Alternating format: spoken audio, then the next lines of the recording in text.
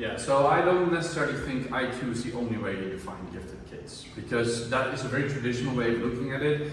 Organizations like Mensa, for example, say if you don't have an IQ of 130, you cannot join. This is really not fair, because IQ tests in themselves don't always reflect properly how intelligent somebody is. And a very simple example of this is when you are bilingually educated. You might not score as well as on a pure English IQ test. And that's very easily explained. Like most IQ tests, when it comes to verbal level, they measure how many words they know, or how complex, how confident they are in sentence structures.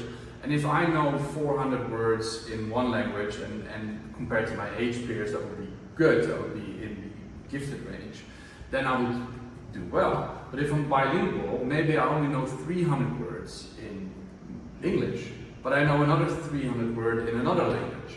So I know more words, but on an IQ test I will show up as less intelligent. So we have other problems with socio-economic backgrounds having a massive impact on IQ scores. Sometimes kids have like a separate learning disability, like you could be dyslexic and be highly gifted at the same time, at which point you won't show up on an IQ test, but you still have the same kind of neurodivergence that make up a gifted individual.